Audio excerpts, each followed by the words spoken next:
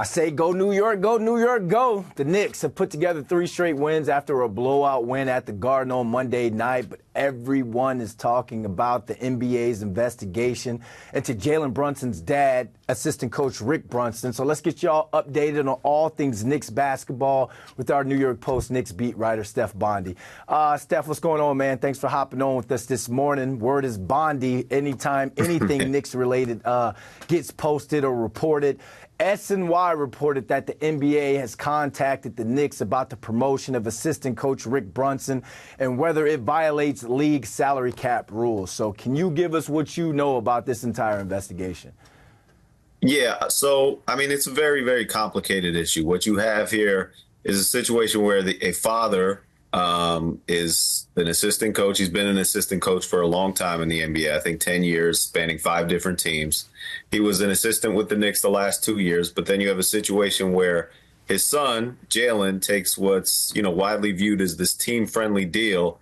And on the heels of that, Rick Brunson gets a promotion/pay raise. So the league is looking into that and saying, well, was this somehow related to Jalen taking this team-friendly contract? The problem with that logic is that you're basically saying that Rick Brunson did not deserve this promotion, and that would be a flawed argument, in my opinion, because, like I said, he has been an assistant for a very long time. He's proven as an assistant, and there's that plausible deniability there that, yeah, we gave him a promotion because he deserved it. Because they didn't pluck him out of obscurity and say, here, take $1.5 million to become the lead assistant.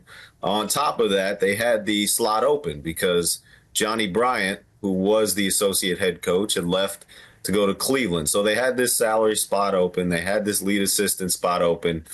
I find it hard to believe that the NBA can prove anything in this situation. All right, investigation is going to be complex for sure. We'll have to circle back with you when more information kind of drops when it comes to this situation. Let's get back to the simple life. Let's get back to basketball. Blowout win Monday night. I know it was against the Wizards, and that was pretty much expected, but that's 3 wins in a row, and that's 4 out of the last 5. Is it safe to say that the chemistry is starting to come together for this squad? For sure, offensively. And a lot of ways, the Knicks are what I thought they'd be. They're a tremendous offensive team. I think they're moving the ball better than I anticipated already. I think that chemistry that you mentioned is there. There's a lot of cutting. Cat is doing what he's doing. He's not only scoring at a high clip and hitting 3-pointers at a high clip, but he's opening up the floor, allowing these cutting lanes. And that chemistry that you mentioned can be seen in those situations where Jalen Brunson is finding the open man. He's finding the guy in the pocket. Karl-Anthony Towns is throwing behind the back passes when he's in the post, and he's finding cutting guys, kind of knowing where they're going to be before they get there. So offensively, the chemistry's there. I still have concerns about the defense. I will have concerns about the defense until they play a good team and are able to protect the paint in a way that Tibbs teams are accustomed to protecting the paint, because right now they're not doing that. I'm not really sure if they're going to be able to solve these defensive issues with the personnel that they have. Okay. It might require moving Cat to the 4. And, if Mitch comes back or getting another 5, that's a rim protector. Certainly Jericho Sims has played very well defensively. I think he's taken a lot of slack for his offense and the lack of confidence he's shown in his shot. But defensively, as Tibbs has noted many times, he's the number 1 paint protector in terms of defensive field goal percentage. That's important. So I think they're taking steps in the right direction. Offensively, the chemistry, though, is farther along.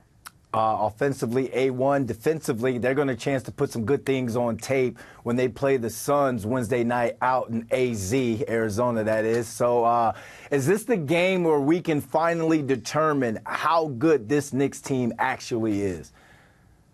Yeah, I mean, I wouldn't. It's still early in the season, but you're right in that the team, they're on this 3-game winning streak, and they beat teams they should have beaten. Yeah. The Wizards, in my opinion, might be the worst team in the NBA, and that actually is not very good for the Knicks because they have their top 10 protected pick, which is not going to convey. So they beat them. They beat the Nets twice. We can say what we want about how gritty the Nets have been, and they look a lot better under Jordy Fernandez, but they're built to tank.